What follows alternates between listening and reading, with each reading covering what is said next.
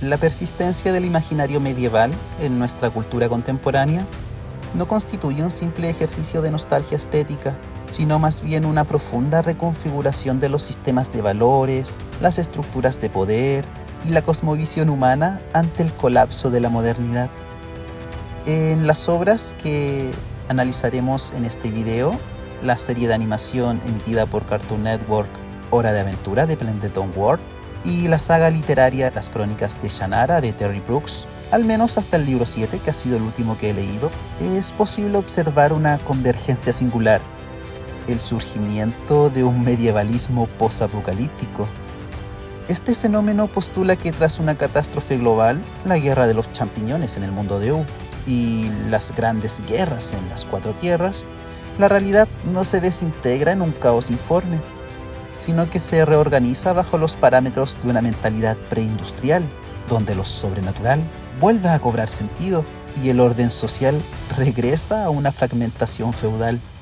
En este video analizaremos detalladamente cómo estas narrativas integran tópicos medievales, como la organización política feudo-vasallática, el código de la caballería, el simbolismo de los bestiarios y la sacralidad de los manuscritos, para así construir mundos que, aunque situados en el futuro, son espejos del pasado europeo medieval.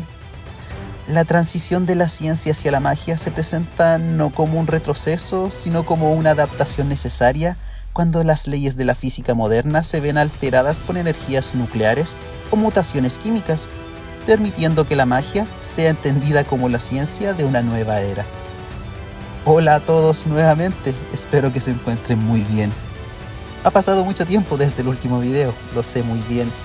Han pasado muchas cosas en mi vida, cambios en el trabajo, cambio de casa, nuevas metas profesionales y la verdad he dejado un poco de lado el canal, bastante, para ser honesto. De todas formas, he querido volver. Ha sido un año difícil, pero hemos creado una pequeña comunidad que quiero que siga creciendo. Y seguiremos haciendo videos para todos aquellos amantes de la historia medieval y de la cultura medieval en general. Por eso quise hacer un video diferente, tomando en cuenta dos de mis series favoritas. Una serie animada que marcó mi juventud, como fue Hora de Aventura, y una saga literaria que me encanta y que cada día leo con mayor atención e interés, como son Las Crónicas de Shannara de Terry Brooks. Es por eso que quise hacer este video muy personal, y si el video tiene el impacto esperado, seguiremos haciendo videos de este tipo. Así que sin más dilación, comencemos. El feudalismo se define historiográficamente como una institución compleja, que no solo dominó el occidente medieval, sino que se prolongó hasta el siglo XVIII por lo menos, y se caracterizó por una fragmentación extrema del poder político y del derecho de la propiedad.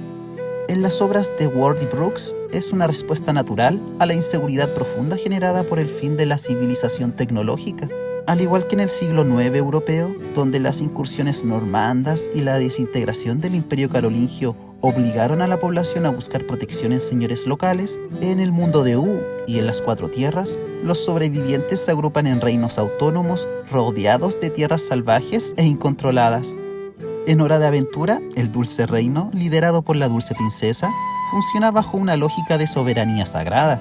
La princesa no es solo una administradora, sino que ella es la creadora de sus súbditos, lo que le otorga un carácter casi divino, similar al de los monarcas medievales considerados elegidos por Dios. Pero su poder no es absoluto y requiere de la delegación en figuras heroicas. Fin el humano encarna el papel del caballero que lucha desinteresadamente por el reino. Cada vez que la princesa lo llama en su auxilio, él acude. Esta relación claramente se mimetiza con el pacto de vasallaje medieval. El señor, en este caso la Dulce Princesa, le otorga el estatus de caballero a Finn, que es su vasallo, el cual le jura fidelidad y su servicio para poder proteger los dominios de todo el caos que pueda provenir del exterior. La organización política de U se manifiesta a través de una red de vínculos de dependencia. Aunque existen otros estados como el Reino de Fuego o el Reino de Hielo, el Dulce Reino actúa como un centro diplomático y cultural de poder. En las Crónicas de Shannara, por otra parte, El feudalismo surge tras la caída de la era del hombre, donde la tecnología nuclear de las grandes guerras alteró la geografía terrestre. Las 4 tierras están divididas por razas, que en gran medida son mutaciones de los antiguos humanos, como los enanos, gnomos y trolls, que se organizaron en sociedades tribales como los gnomos o monárquicas como los humanos del reino de Lía o de Calahorn, para así sobrevivir ante ese hostil ambiente. A diferencia del equilibrio relativo en el mundo de U, el mundo de Chanara enfrenta la amenaza del imperialismo de la Federación, que en la tetralogía de la herencia de Chanara, o los vástagos de Chanara, sea cual sea la versión que tú leíste, ha esclavizado a los enanos y también ha proscrito el uso de la magia. Este conflicto refleja la tensión medieval entre la autoridad monárquica centralizadora y los derechos de los señores locales o los pueblos libres. Los druidas, con su base en la fortaleza de Paranor, actúan como un estamento similar al clero intelectual del medievo. Son los encargados de preservar el conocimiento antiguo y tienen el deber de arbitrar entre las naciones para así evitar su mutua destrucción. El concepto del héroe que encarna valores universales es fundamental en ambas sagas, y sus raíces se pueden encontrar en la literatura de caballería o los cantares épicos medievales. El héroe no es solo un combatiente, sino que es un símbolo de fe y de rectitud moral en un mundo teñido de oscuridad. En Hora de Aventura, Finn personifica el arquetipo del caballero andante, aquel que viaja por la tierra buscando aventuras para probar su virtud. Debe lidiar no solo con la fuerza física, sino con la carga ética de sus decisiones. En la obra de Terry Brooks, el heroísmo suele ser una carga hereditaria, no una elección. Los protagonistas como Chia, Will, Parr, Cole, Ren o Walker Boo en La herencia de Chanara son jóvenes ingenuos que son arrancados de su vida sencilla para enfrentarse a un mal ancestral. El valor en Chanara está intrínsecamente ligado al sacrificio. Los personajes de Terry Brooks no gozan de una invulnerabilidad épica. Por el contrario, la muerte y la pérdida son constantes, lo que eleva el peso moral de sus acciones. En Los talismanes de Chanara, Walker Boo asume el rol del druida a costa de su propia humanidad y bienestar, aceptando el poder de Alanon y de los antiguos druidas para restaurar el orden en las 4 tierras. Una transición que refleja la renuncia a los placeres del mundo por un bien espiritual superior. Las razas fantásticas en Chanara tienen un origen complejo.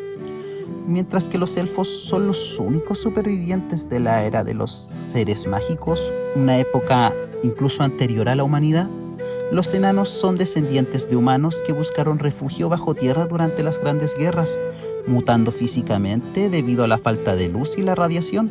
Esta diferenciación es crucial. Los elfos representan la armonía con la naturaleza y el saber antiguo. Su capital, la ciudad de Arborlon, es una ciudad que puede ser transportada en una joya mágica, la Loden, simbolizando la transitoriedad y la sacralidad de su cultura. Los enanos, por su parte, personifican la lealtad inquebrantable y la resistencia física, su historia de esclavitud bajo el gobierno de la Federación y su lucha guerrillera resuena como las crónicas de los pueblos oprimidos durante la Edad Media. En una sociedad con baja alfabetización como la medieval, el libro era un objeto de poder casi litúrgico. Los manuscritos iluminados, realizados con materiales preciosos como el oro y el lapislázuli, no solo contenían palabras, sino que glorificaban la palabra de Dios y se creía que poseían una fuerza protectora. En ese contexto, el Enchiridion de Hora de Aventura y el Ildach del mundo de Chanara actúan como reliquias sagradas y prohibidas respectivamente. El Enchiridion es presentado en Hora de Aventura como el manual definitivo del héroe. Su obtención por parte de Finn constituyó una iniciación caballeresca. A nivel metafísico, el libro es súper saturado con hechizos contradictorios y cambia con cada lectura, reflejando la idea medieval de que el texto sagrado es inagotable e infinito en sus interpretaciones. Desde una perspectiva histórica, el Enchiridion predata la Guerra del Champiñón, habiendo sido encontrado por el arqueólogo Simon Petrikov en Escandinavia. Esta conexión con el pasado tecnológico le otorga un aura de conocimiento perdido, similar a como los eruditos medievales veían los textos de Aristóteles o Ptolomeo, obras de una antigüedad superior que contenían los secretos del universo. Por el contrario, el Ildach en Chanara es un libro de magia negra con voluntad propia, una manifestación del vacío. Su función narrativa es la de corromper a aquellos que buscan el poder a través de él. El druida Brona fue el primero en ser subvertido por sus páginas, convirtiéndose en el señor de los brujos. El Ildach representa el peligro del grimorio o libro de magia prohibida. En la Edad Media, la Iglesia distinguía entre la magia natural, que era aceptable, y la magia demoníaca o maleficium, que estaba claramente prohibida por la Iglesia. El Ildach cae claramente en la segunda categoría, siendo un objeto que consume el alma de su poseedor. Incluso después de su destrucción física por parte de Bryn Omsford en la canción de Chanara, una sola página superviviente fue capaz de mantener su malignidad, lo que subraya la creencia medieval en la potencia física de la escritura. La representación de la muerte en estas series es quizás el vínculo más fuerte con la estética de la Baja Edad Media. Es un periodo marcado por la peste y la guerra. La muerte se convirtió en un tema omnipresente en el arte, dando lugar a la personificación de la parca o el segador esquelético. En Hora de Aventura existe una dicotomía entre el personaje de la muerte y el lich. Esta distinción es fundamental para comprender la psicología medieval del tránsito. A la muerte se le representa de forma humanizada, o esqueléticamente, pero humanizado dentro de todo. Viste básicamente como un jardinero y es un amante de la música. Es un funcionario cósmico que mantiene el equilibrio y cuida de las almas en el más allá. Refleja la visión de la muerte como un proceso natural y pacífico. A todos en algún momento nos va a llegar la hora, y la parca siempre aparece para recordárnoslo, así como la muerte se le apareció al rey de Marte. El lich, por su parte, representa la muerte antinatural, la extinción masiva y el fin de toda existencia física y astral. Mientras que la muerte es parte del ciclo natural, el lich es un tumor que busca el vacío absoluto. Esta dualidad refleja el sentimiento medieval de la danza macabra. La muerte aparece a menudo con una sonrisa desencajada, invitando a todos, desde el papa hasta un pequeño niño, a unirse a su baile. La muerte en U es relajada y paciente. Espera que naturalmente el tiempo se agote para aparecer y hacer el llamado. Mientras que el lich es una urgencia caótica de la aniquilación, similar a la angustia provocada por la peste negra que no respetaba jerarquías ni tiempos naturales. El concepto de memento mori, recuerda que morirás, se manifiesta en las crónicas de Chanara a través de la constante amenaza de los 4 jinetes que atacan Paranor y en el destino de los druidas, quienes a menudo deben morir a su vida anterior para renacer como sombras protectoras, así como ocurrió con Walker Boo. Las imágenes de cadáveres en descomposición o esqueletos en el arte medieval servían para recordar lo vacío de las glorias mundanas. De igual modo en Chanara, la caída de las grandes ciudades de acero y cristal, que ahora son solo ruinas habitadas por monstruos, sirve como un recordatorio visual de la transitoriedad de la civilización humana. En la geografía medieval el espacio estaba cargado de un significado moral. El castillo era el centro de la civilización, la ley y de la protección, mientras que el bosque era el lugar de la aventura, lo salvaje y lo desconocido. En las lecciones de historia medieval, recuerdo bien una obra clásica del historiador francés Jacques Le Goff, La civilización de Occidente medieval. Una obra que recomiendo bastante, en especial si tu intención es introducirte en lo que significa la mentalidad y la cultura medieval. Se explica que el bosque no era solamente el límite natural de un feudo. Claramente era un lugar donde el señor feudal no tenía un control total, y es por eso que en ese sitio circulaban leyendas de seres fantásticos. En Hora de Aventura, el bosque es el hogar de las criaturas mágicas de U. Finn y Jake viven muy cerca del bosque también, y en ese lugar se encuentran con la mayoría de sus desafíos al inicio de la serie. El miedo al bosque se utilizaba en la Edad Media como una herramienta de dominación. Al mantener a los campesinos asustados por lo que habitaba en la espesura, los señores feudales garantizaban que estos no se alejaran de la protección que estos le ofrecían en los castillos. En Chanara, los bosques de Lanar y las tierras del oeste son espacios donde la magia es más potente. El árbol Elgris, que mantiene la barrera contra los demonios, está en el corazón del jardín sagrado de Arbolnon, vinculando la supervivencia de la civilización con la salud de un elemento natural que necesita del elemento humano, ya que básicamente es una mujer. Esta visión refleja la reverencia por la naturaleza de los elfos, que contrasta claramente con la destrucción mecánica de las grandes guerras. Tanto el Dulce Reino como la fortaleza de Paranor funcionan como repositorios de la cultura. En la Edad Media, los monasterios y los castillos eran los únicos lugares donde se preservaban los libros y el saber ante las invasiones. La Dulce Princesa mantiene un laboratorio que es una mezcla de scriptorium medieval y laboratorio científico moderno, donde intenta recivilizar el mundo de U.